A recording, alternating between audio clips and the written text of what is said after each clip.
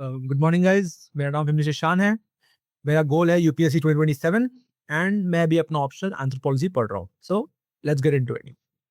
आज के लेक्चर में हम लोग कंटिन्यू करेंगे। लास्ट में हमने सोशियो कल्चरल एंथ्रोपोलॉजी और फिजिकल एंथ्रोपोलॉजी का थोड़ा सा बेसिक ओवरव्यू लिया था। इस बार हम लोग आर्कियोलॉजिकल एंथ्रोपोलॉजी का ओवरव्यू लेंगे और उसके आगे बढ़ेंगे। ठीक है, देखो, आर्कियोलॉजिकल एंथ्रोपोलॉजी नाम से देखो क्या बात कर रहा है। नाम से ही बात कर रहा है ये आर्कियोलॉजी के बारे में। आर्कियोलॉजी क्या होता है? आर्कियोलॉजी क्या होता है? पुराने पुराने जो रिमेन्स होते हैं उनकी स्टडी करना। जैसे कि इंडस वैली सिविलाइजेशन है ना? तो अब हड़प्पा और मोहनजोदारो में किसी खुदाई की है ना? लाइक लोग हैं जिन्होंने जाके वहां पर खुदाई की, ढूंढा।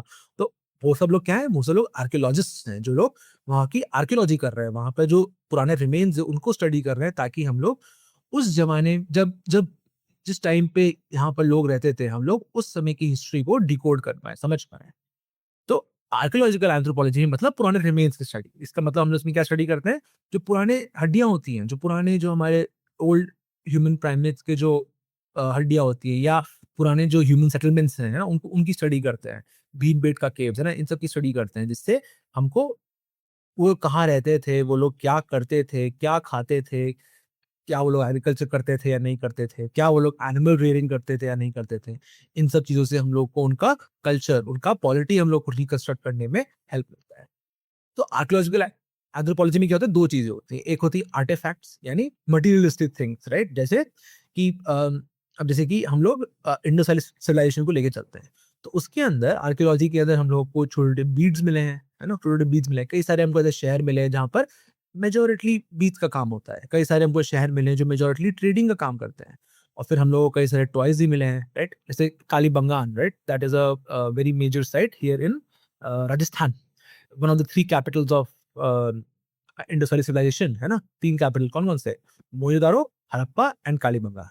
तो कालीबंगान में हम लोग को बहुत पुराना एविडेंस मिला है एग्रीकल्चर का। लाइक इसका मतलब हमको पता था कि जब कालीबंगान अपने पीक पे था, तो उस समय यहाँ पर they used to do proper settled agriculture, जिनमें उनके पास बुलॉक कार्ट्स थे, जिससे वो लोग प्लाउ भी करते थे। दे हैड वुडन प्लाउज उस समय। एंड मे बी वो लोग उन वुडन प्लाउज पे ब्रॉन्ज भी यूज करते होंगे, in like just like an iron replacement, but we don't know about that.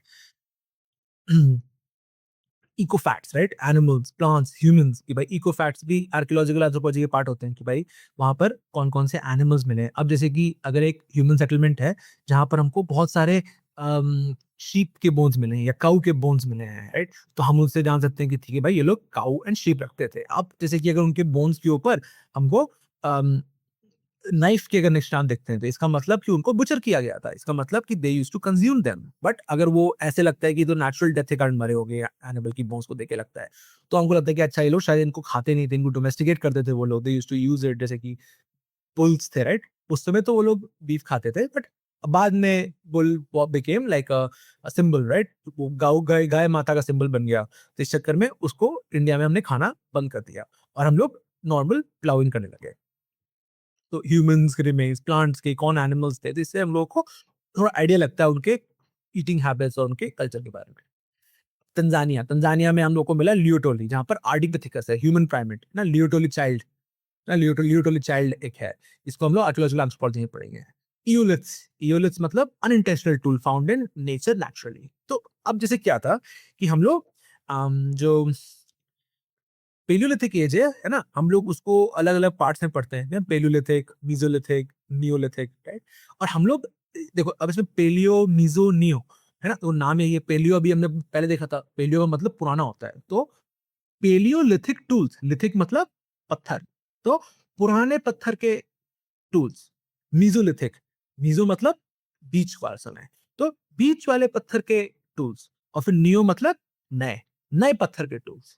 तो पहले क्या होता था कि अब इंसान को, पहले तो उसके पास कोई इनहेरिटेंस था नहीं, है ना? उसके उससे पहले कोई टूल्स यूज़ करता नहीं था। तो स्टार्टिंग में जब इंसान पहली बार जब टूल यूज़ करने लगा, तब उसने कोई टूल बनाया नहीं था, क्योंकि उसको पता ही नहीं था कि टूल जैसी कोई चीज़ हो भी सकती है।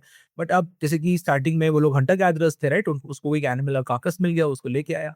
अब उसको उसको काटना है। अब काटने के लिए अब वो कोशिश कर रहा है कि अपने हाथ से काटे, कैसे काटे, बट बड़ा बहुत मुश्किल है, हाथ से काटना बहुत मुश्किल हो जाएगा। क्या हुआ, वो आस-पास घूमा तो देखा कि कोई एक शार्प सा पत्थर मिल गया, बड़ा हुआ ज़मीन पे उसको, है ना? शार्प सा पत्थर। उसने उस पत्थर को यूज़ किया, देखा अरे वाह! आराम से कट गया। है ना? आराम से कट गया। तो वो पत्थर उसने इंटेंशनली नहीं बनाया था, उसने उस पत्थर को इंटेंशनली चिज़ल कर करके शार्पनेस नहीं दी थी कि वो उसको बुचर करने में यूज़ करेगा किसी चीज़ को। मगर एक अनइंटेंशनल टूल था, उसको बस एक शार्प टूल मिल गया जिसको उसने सोचा कि अगर मैं इस शार्प टूल से इसको काटने की कोशिश करूँ तो काम आसानी से हो जाएगा, राइट? उनको हम लोग ईओलिथ्स बोलते हैं। फिर बाद में जब मीसोलिथ और न्यूलिथ एज हम लोग पढ़ेंगे तो हम लोग माइक्रोलिथ्स पढ़ेंगे। उस समय इंटेंशनल टूल्स बनने लगे थे, है ना? अब वो बंदा कितने समय तक उसी टूल को यूज़ करेगा, वो उसका भी एज धीरे-धीरे खराब हो जाएगा। तो फिर अब वो सीखा कि इस एज को मैं शार्पन कैसे करूँ? तो उसने शार्प करने लग गया। अब जैसे ही वो उस पत्थर को शार्प करके अब एक उसमें शार्पनेस देने लगा, वैसे ही वो क्या बन गया? It's no longer unintentional tool. अब ये इंटेंशनल टूल बन गया है कि इंटेंशनली उसके साइड को शार्पन किया जा रहा है जिससे बुचरिंग का काम आसान होगा। है ना? जब उसके बाद मीज़ोलिथ, न्यूलिथ में वो छोटे-छोटे पत्थर भी यूज़ करने लगे जिनको वो लोग बो एंड एरो बो के आगे वो लगा लेते थे ताकि हंटिंग में आसानी होने लगा। तो ऐसे-ऐसे धीरे-धीरे डेवलपमेंट हुआ है टूल्स का। ये भी हम लोग पढ़ेंगे आर्कियोलॉजिकल एंथ्रोपोलॉजी के अंदर। स्कोप क्या है आर्कियोलॉजिकल एंथ्रोपोलॉजी का? Study of human primates in pre historic times, है ना? कि भाई पुराने ह्यूमन प्राइमेट्स से प्री हिस्टोरिक टाइम्स, राइट? हमने हिस्ट्री कई बार बात कर रखी है कि हिस्ट्री 3 पार्ट्स में होती है, pre, proto and history, right? Pre history में क्या होता है? हमारे पास केवल आर्कियोलॉजिकल एविडेंसेस होता है। तो क्योंकि इस समय जो टाइम में ह्यूमन्स थे, इस समय इन लोगों के पास इनको ये भी नहीं पता था कि भाई हम लोग को शार्प टूल चाहिए होगा कोई काम के लिए। तो कहाँ से ये लोग राइटिंग सीख जाएँगे, है ना? इन लोगों के पास कोई राइटिंग नहीं था और अगर कुछ कोई कोई अगर ओरल ट्रेडिशन होगा भी जो पास डाउन करते होंगे, that is lost to history, we have no idea. तो अब वहाँ उस समय के अगर हम लोगों को लोगों के बारे में स्टडी करना है, तो हमारे पास केवल एक ही सोर्स होता है, वो होता है आर्कियोलॉजी। वो होता है आर्कियोलॉजिकल एविडेंसेस कि हमको उनकी हड्डियाँ कहाँ मिली, उनकी हड्डियों के आस-पास क्या मिला है। अगर हमको उनका सेटलमेंट मिला है, तो उनका सेटलमेंट किस शेप का था, कैसे था, वो लोग क्या खाते थे, क्या नहीं खाते थे, कौन से एनिमल वो लोग डोमेस्टिकेट करते थे, कौन से एनिमल डोमेस्टिकेट नहीं करते थे वो लोग, है ना? उन लोग का रहने का तरीका क्या था, ट्रेड करते थे, नहीं करते थे। तो ये सब चीज़ें हमको कैसे पता चलेगी? आर्कियोलॉजिकल एविडेंस से पता चलेगी। देखेंगे देखेंगे कि भाई यहाँ पर अगर काफ़ी वाइब्रेंट प्रोडक्शन बेस है, इसका मतलब कि वो लोग काफ़ी प्रोड्यूस कर रहे होंगे। अब अगर वो खुद शहर बहुत छोटा है, तो इतना ज़्यादा प्रोडक्शन अगर है, सर्कुलर से प्रोडक्शन हो रहा है, तो इतना वो लोग कंज़्यूम नहीं कर सकते एक शहर के अंदर। इसका मतलब बाकी सरप्लस क्या हो रहा होगा? Either they are like being paid to someone, है ना? बिकॉज़ उस समय करेंसी तो थी नहीं। तो उस समय people used to do all the economic transactions in through barter system. तो हम बार्टर सिस्टम में आप किसी को गेहूँ दे रहे हो या कुछ दे रहे हो, तो वो सैलरी की तरह काम है, तो ये सब रीज़न हो सकता है। तो अब हम लोग को ये इन्फॉर्मेशन मिली कि भाई वहाँ पर सर्कुलर प्रोडक्शन था, उससे हम लोग को ये सब डिफरेंट डिफरेंट कंक्लूजन मिल गए और फिर हम उन कंक्लूजन्स के बेसिस पे और आर्कियोलॉजिकल स्टडीज़ करते हैं कि अगर हम उन कंक्लूजन को प्रूव कर देते हैं, इसका मतलब वो सही है और अगर नहीं प्रूव होता इसका मतलब कि वो गलत है। सिंपल सी बात है। ऐसे ही हम लोग धीरे-धीरे करते-करते हमने जितना हम लोग को आज इंडस वैली सिविलाइजेशन के बारे में नॉलेज है, उतनी आई है। और associate culture, right? Associate cultures की भाई जो आर्कियोलॉजी है ना उनके आसपास कल्चर कैसा था, right? Level of technology, languages requirement भाई, है ना? कि उनके पास रिटन एविडेंस नहीं थे, इसका मतलब कि लैंग्वेज से बोलना आता होगा उन लोगों को, बट लिखना नहीं आता था। लेवल ऑफ टेक्नोलॉजी कि भाई वो लोग अनइंटेंशनल टूल यूज कर रहे हैं या इंटेंशनल टूल यूज कर रहे हैं या इंटेंशनल पॉलिश टूल यूज कर रहे हैं।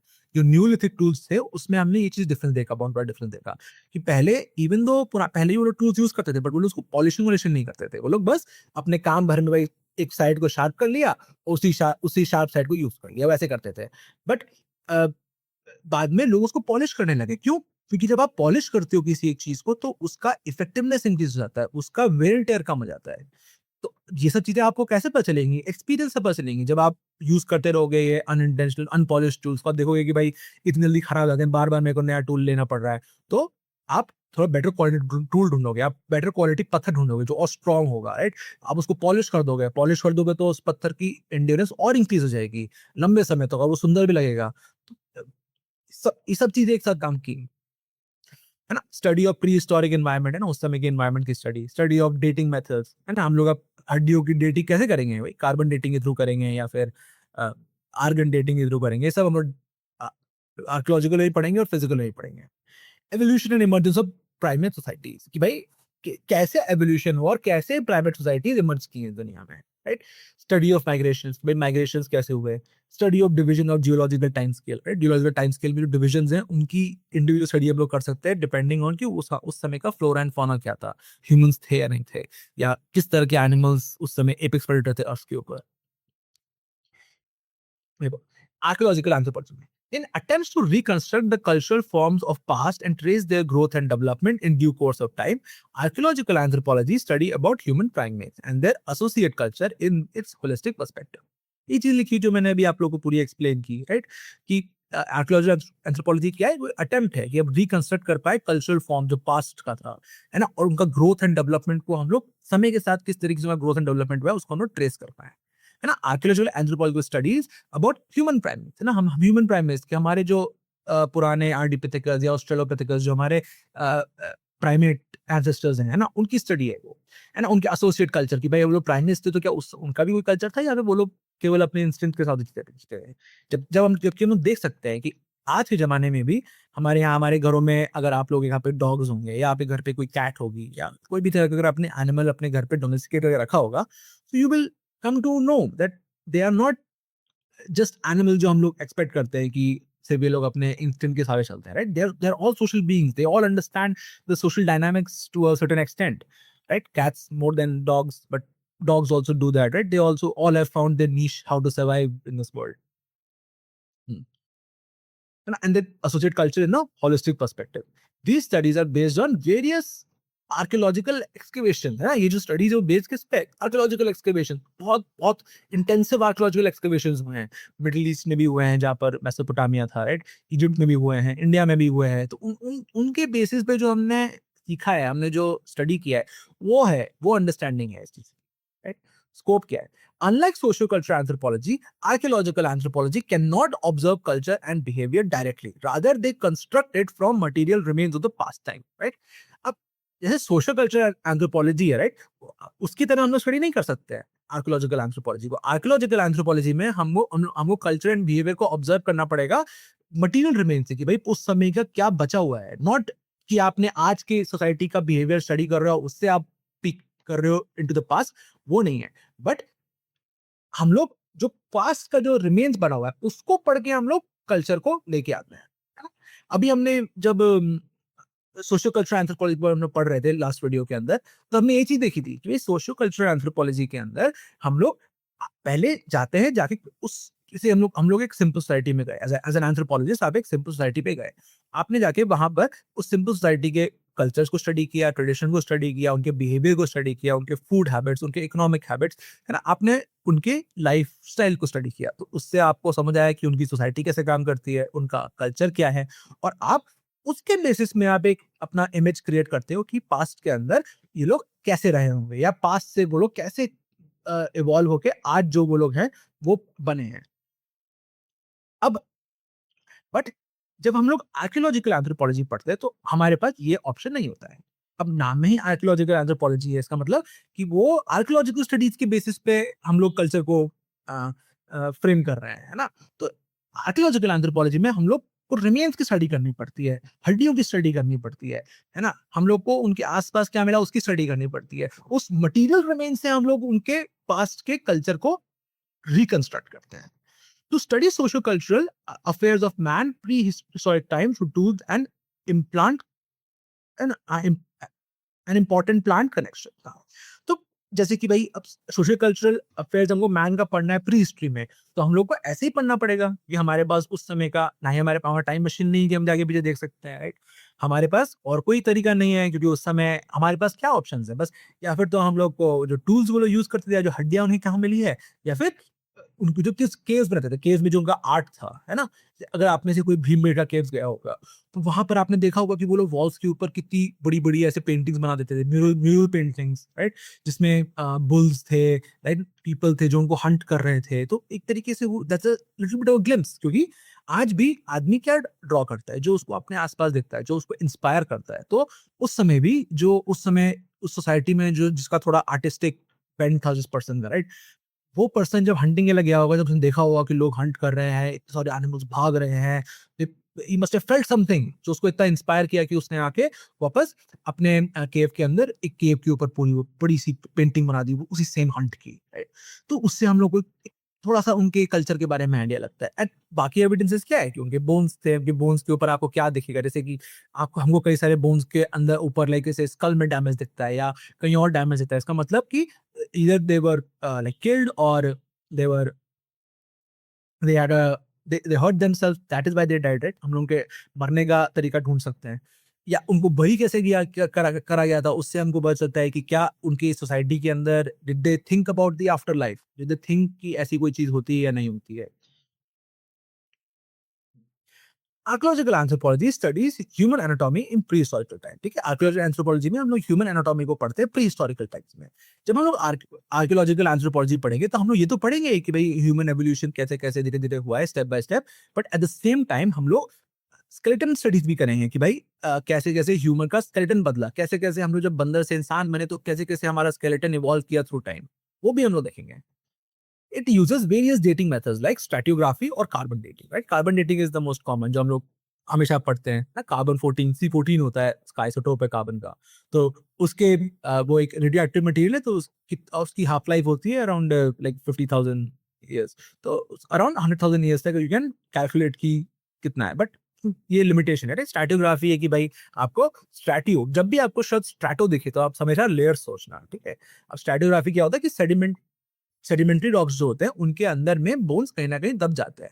तो हम लोग जब उनको लेयर बाय लेयर हम उस सेडिमेंट्री रॉक को रिमूव करते हैं, तब हम लोग उस लेयर्स के बीच में कहीं ना कहीं बोन मिल जाता है। तो डिपेंडिंग ऑन कि हम लोग कितने लेयर्स नीचे आए, हम लोग एक गेस लगा सकते हैं कि ये किस समय ये एनिमल यहाँ मरा होगा। It also study about development of technology, है ना? इसमें डेवलपमेंट टेक्नोलॉजी भी हम लोग स्टडी करते हैं कि भाई कैसे पास्ट, अगेन मैंने आपको बताया ना वो टूल्स वाला एग्जांपल ही, कैसे पेलियोलिथिक एज में वो लोग अनइंटेंशनल इयोलिथ्स यूज करते थे, मेसोलिथ में वो लोग धीरे धीरे इंटेंशनल टूल बनाना शुरू करने लगे, और नियोलिथिक आते आते तो देवर टूल्स में वो एक्सपर्ट बन चुके थे, टूल्स का पॉलिशिंग वॉलिशिंग भी होता था। प्रीटी शुरू समय तक तो कोई पर्सन वैसे काम ही बन चुका होगा टूल्स बनाना लोगों के लिए। हम्म, है ना? Development of tech tools and language during prehistorical time. It study about division of geological time age पर आर्कियोलॉजी। ठीक है, वो स्टडी क्या करता है?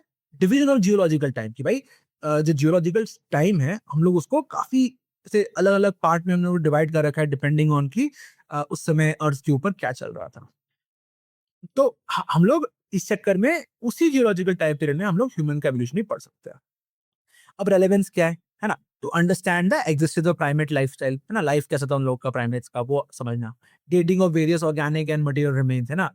हम लोग इसके लिए डेटिंग टेक्निक्स डेवलप होती है कि भाई हम लोग कोई बहुत पुराना कोई बोन मिला, उसका हमको डेटिंग करना है, आज की dating techniques are not enough, तो एक नई डेटिंग टेक्निक डेवलप होगी। तो ये एंथ्रोपोलॉजी की नीड से एक नई टेक्नोलॉजी डेवलप हुई, और उस टेक्नोलॉजी के अब कितने इंप्लीकेशन होंगे, no one can tell. To understand socio cultural setup of human primate, हमारा जो सोशियो कल्चरल सेटअप है एक ह्यूमन प्राइमेट का, वो समझना कि उस समय की उनकी सोसाइटी कैसी थी। To understand about phylogenetic status of human primate during evolution. अब फाइलोजेनेटिक स्टेटस क्या होता है कि भाई आप हायरार्की में कहाँ आते हो, अपने मतलब आप एपेक्स प्रेडेटर हो या आप सेकंड लेवल पे हो या थर्ड लेवल पे हो, कहाँ पर आप आते हो, और पूरे ह्यूमन प्राइमेट के एवोल्यूशन के समय में इंसान कहाँ पर आता था। ये तो अपना आर्कियोलॉजिकल एंथ्रोपोलॉजी हो गया। Let's get to the next branch. ये है आखिरी ब्रांच जो है लिंग्विस्टिक एंथ्रोपोलॉजी। अब नाम में देखो, लिंगुअल, लैंग्वेज, लिंगुअल।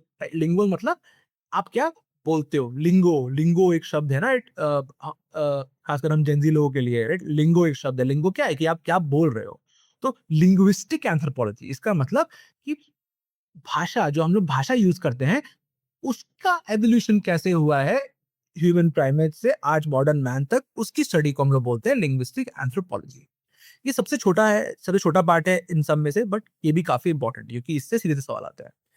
अब linguistic anthropology the youngest branch of the discipline, है ना? ये सबसे यंगेस्ट ब्रांच है क्योंकि पहले लोग बायोलॉजी समझे, पहले लोग समझे कि इंसान कैसे, उसके बाद में ये सब चीजें फोकस करनी है कि भाई हमारा लैंग्वेज कैसे डेवलप हुआ या ट्रेडिशन कैसे डेवलप हुआ, है ना? इसीलिए फिजिकल एंथ्रोपोलॉजी सबसे पुराना है क्योंकि सबसे पहले हमने बायोलॉजी समझना शुरू किया, और लिंग्विस्टिक एंथ्रोपोलॉजी जब हमने वो सब पूरा ठीक से स्टडी कर लिया, तब अब हम लोग और भी एस्पेक्ट्स पे फोकस कर रहे हैं। तो लिंग्विस्टिक लैंग्वेज का जो एवोल्यूशन हुआ है थ्रू टाइम, उसको हम लोग लिंग्विस्टिक एंथ्रोपोलॉजी के अंदर पढ़ते हैं।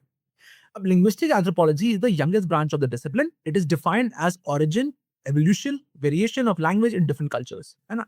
अलग अलग कल्चर्स के अंदर origin क्या है, evolve कैसे हुआ है, डिफरेंस क्या है अलग अलग कल्चर के अंदर, भाषाओं के अंदर, उस चीज की स्टडी को हम लोग बोलते हैं लिंग्विस्टिक एंथ्रोपोलॉजी।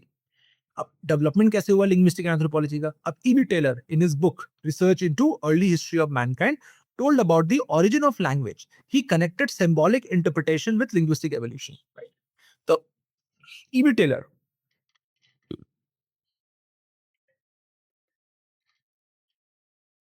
जैसे एरिस्टोटल को हम लोग बोलते हैं फादर ऑफ एंशिएंट एंथ्रोपोलॉजी, इपिक्यूटर को हम लोग बोलते हैं फादर ऑफ मॉडर्न एंथ्रोपोलॉजी।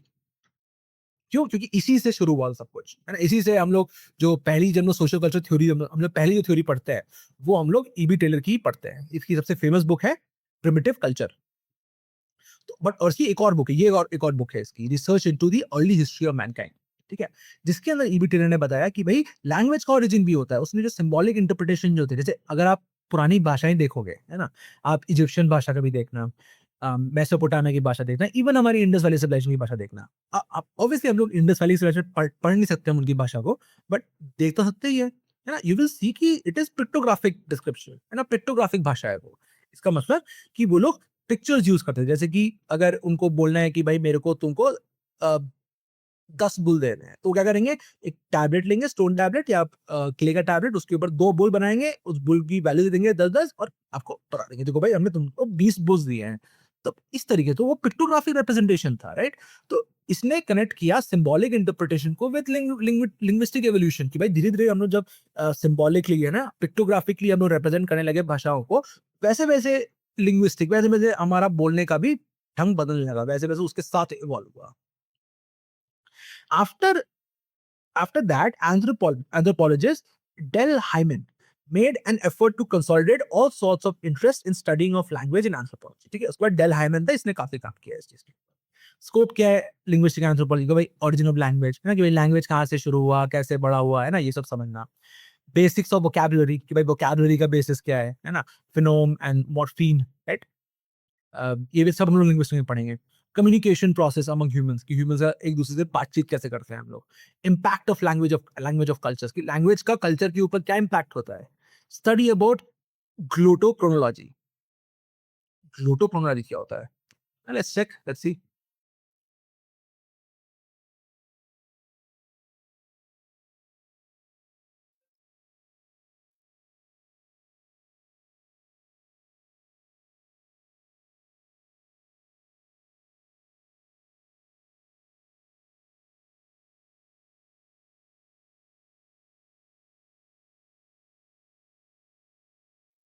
ओह! तो ग्लोटोक्रोनोलॉजी का मतलब ये होता है, तो मैंने स्पेलिंग गलत लिखी है, इसमें डबल टी होगा। Okay? So, glotochronology is a method in historical linguistics that attempts to estimate when related languages split from a common ancestor. मतलब कि जैसे आपने देखा होगा कि अपने राजस्थान, अगर आप राजस्थान जैसे राजस्थान से हैं, तो आप देखोगे कि भाई राजस्थान में हर एक-एक डिफरेंट जगहों पे भाषा थोड़ी अलग-अलग है ना? मारवाड़ में वो लोग मारवाड़ी बोलते हैं, मेवाड़ में मेवाड़ी बोलते हैं या आमेर में भी बोलते हैं। अब है तो सबके सब मारवाड़ी ही है सबके सब, बट उसका थोड़ा-थोड़ा एवोल्यूशन थोड़ा डिफरेंट है अलग-अलग जगहों के हिसाब से। तो इन सबका कॉमन एंसेस्टर तो एक ही है ना? कॉमन एंसेस्टर तो वही है देवनागरी स्क्रिप्ट जिससे ये भाषाएँ आई हैं। बट बाद में ये पास्ट में कभी स्प्लिट हो गई उससे और अब वो एक अलग-सी भाषा बन चुकी है। तो ये जो ग्लूटोक्रोनोलॉजी है ये स्टडी करता है हिस्टोरिकल लिंग्विस्टिक्स में कि कब एक कोई पर्टिकुलर भाषा, है ना? 2 जो रिलेटेड भाषाएँ हैं वो एक कॉमन एंसेस्टर से स्प्लिट किस समय की। इंटरेस्टिंग। रेलेवेंस क्या है लिंग्विस्टिक एंथ्रोपोलॉजी का? It helps in understanding continuity of culture and insights into culture of simple societies. ठीक है, मतलब ये हेल्प क्या करता है in understanding continuity of culture, है ना? कल्चर कंटिन्यूटी, कैसे कल्चर समय समय के साथ कंटिन्यूअस चलता रहता है, कैसे कैसे कैसे एक कंटिन्यूअस जो कल्चर है वो किस तरीके से रहता है। और insights into culture of simple societies, और इनसाइट भी मिलता है हमको कि भाई एक सिंपल सोसाइटी उसका कल्चर कैसा रहा होगा। It also helps socio and to understand the sociologists and anthropologists to understand and explain the structure of society, right? अब इसकी स्टडी जो है वो केवल एंथ्रोपोलॉजिस्ट की ही हेल्प नहीं करेगी, वो चीज सोशियोलॉजिस्ट की भी हेल्प करेगी वो चीज, है ना? तो सोशियोलॉजिस्ट और एंथ्रोपोलॉजिस्ट दोनों को हेल्प करेगा कि एक सोसाइटी का स्ट्रक्चर कैसे है उसको समझने के लिए लिंग्विस्टिक एंथ्रोपोलॉजी के through. It helps anthropologist to understand evolution of culture along with language. ठीक है, वो हेल्प करता है एंथ्रोपोलॉजिस्ट को अंडरस्टैंड करना कि भाई कल्चर इवॉल्व कैसे किया है भाषा के साथ। To understand regional linguistic variation, भाई जैसे अपने राजस्थान में है ना, रीजन रीजन में एक ही भाषा है बट उसके अंदर भी वेरिएशन है अलग जगहों में, तो उसको अंडरस्टैंड अगर हमको करना है तो वो भी हम लोग कैसे किससे अंडरस्टैंड करेंगे? जब यहाँ पर राजस्थान में अगर हम लोग लिंग्विस्टिक एंथ्रोपोलॉजी को स्टडी करेंगे तब हम लोग को अंडरस्टैंडिंग होगी कि क्यों भाषाएं लोग रीजनल लिंग्विस्टिक वेरिएशंस की होते हैं। डायलेक्ट वेरिएशन है, बोलने का तरीका अलग होता है। ये तो अमेरिका में भी है। नॉर्थ जो अमेरिका के नॉर्थ में रहते हैं उन लोगों का डायलेक्ट एकदम डिफरेंट है, साउथ के डायलेक्ट्स हैं, और डिफरेंट डिफरेंट एरियाज में भी डायलेक्ट अलग अलग है। ऐसा क्यों हुआ, है ना? And linguistic anthropology studied. Okay, इस वीडियो में इतना ही करते हैं। इसके आगे see you in the next one. Bye bye.